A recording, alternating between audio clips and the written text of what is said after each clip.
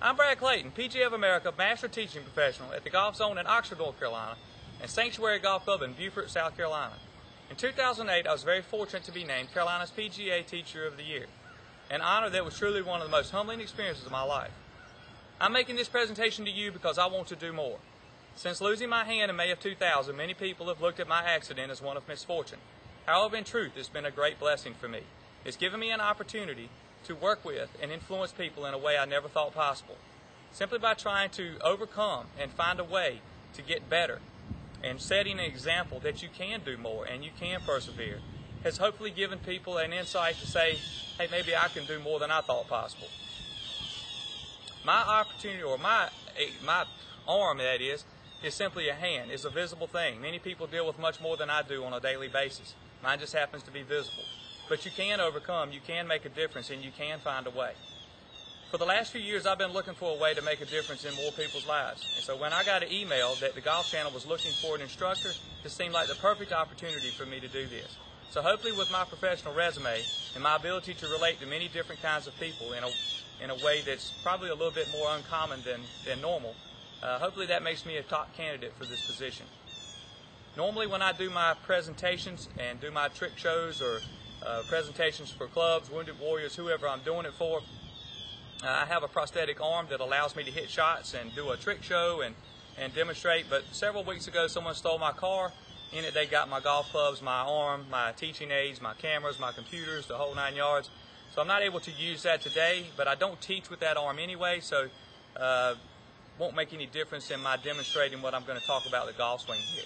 It's very difficult for people to actually learn through video and over the camera, because it's hard for the instructor to see, or the instructor can't see, all the many things that are going on in a golf swing. However, there are some things that you can do yourself that'll help you, and I'm pretty sure that if you'll apply these to the best of your ability, you'll see some pretty fun reactions.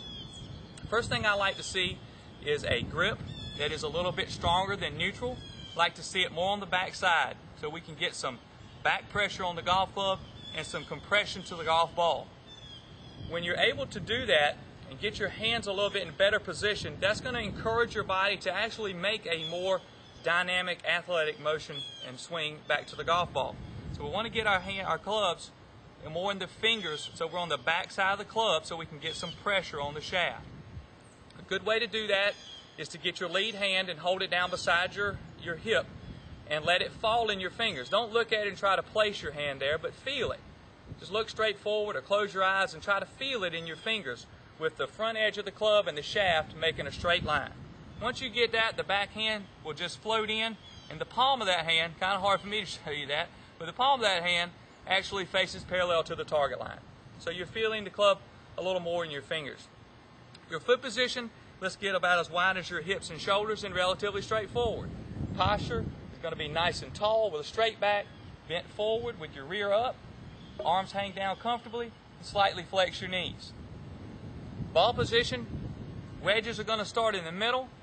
The further forward you go is the longer the golf club. So the longer the golf club, the more up to the end step. Our shoulders, hips, arms, legs, feet, and eyes all want to be parallel to the target line. Since we've gripped the club with the backhand a little low, we're going to have a little bit of a spine tilt.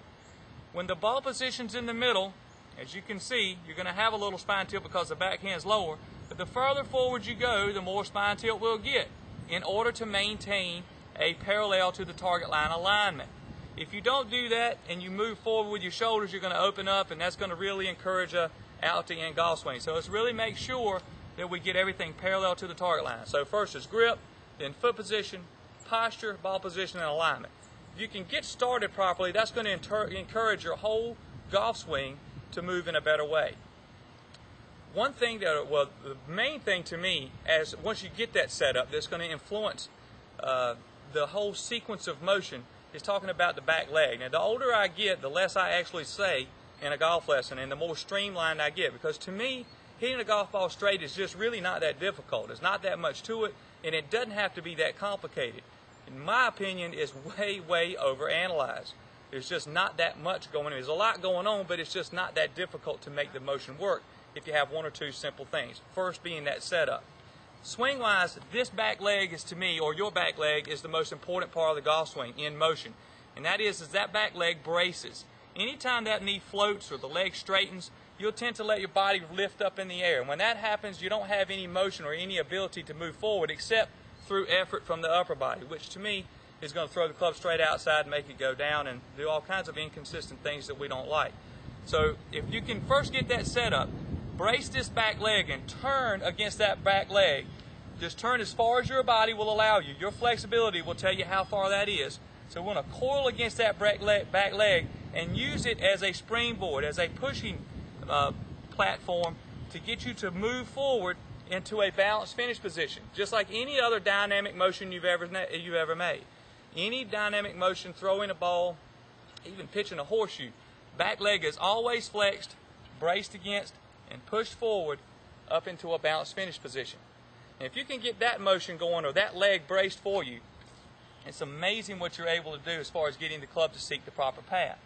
Watch any tour and the club goes back inside, outside, long, wrist cocked early, short. It can be in many different places, but it's the ability to coil against that back leg and use that in a way to push forward to get you moving into your front leg so that the shaft will seek the proper path. So it's a coil against that back leg and use that back leg to push forward up into a balanced finish position. Anytime we lose that coil, we're going to have to force the club back down, and that's not going to be a very good way to hit consistent, powerful golf shots. So once you've got that club coming from a good path because of that coil and push from the hip, I just call it load and push, up to a balanced finish position, then it's just simply a matter of timing the release of the club face. Your arms rotate the club, and believe me, that's a big speed factor. I found that out over many years of trying to hit a 7-iron 150 yards again, that when you lose that ability to rotate the club, it's costing you some speed. So we want to get the club to rotate. It's what the club's designed to do. If you're rotating it too soon, it's going to go left. If you're rotating it properly or at the right time, it's going to go relative to the path you're swinging on. And if it's too late, it's going to cut and go back outside. So the way I like to put it is that your swing path and where you swing the club is going to tell the ball where to start, and where you release the club relative to that path is going to tell it where to end up. So in a nutshell, get that good setup position, turn against a nice braced back leg, use that back leg to push forward up into a balanced finish position, and then time to release. If you can't hold that balanced finish position, then you're out of sequence somewhere, you're swinging too hard. So swing slower, find that speed at which you can do what we're talking about, and then build it up from there. Swing up to about a maximum of 85%, something of your actual effort. Hopefully, this presentation has once again, as I mentioned before, has given me an opportunity to say that I truly want to make a bigger impact on people, and I want to reach more people, as many as possible. So I would really appreciate your vote. Thank you very much for your help. And if you have any questions, please feel free to contact me at puzzleduckgolf.org. That's puzzleduckgolf.org. You have to look at the website to see what the heck a puzzle duck is. Thanks for your time and have a great day. I'm Brad Clayton, PGA of America, Master Teaching Professional at the Golf Zone in Oxford, North Carolina, and Sanctuary Golf Club in Beaufort, South Carolina. Here are 3 things that are going to help you with your putting, no matter what kind of technique you have. Doesn't mean that you shouldn't work on your technique, but to me, putting strokes are way overanalyzed. It's the smallest stroke in the golf club, in the game, and also the one with the least amount of motion. So there's no need to overcomplicate that motion. Let's do 3 things to help you out. First is to always commit to the line that you choose. Once you've committed to that line, whether it's right or wrong, at least you'll have an opportunity to make a confident stroke.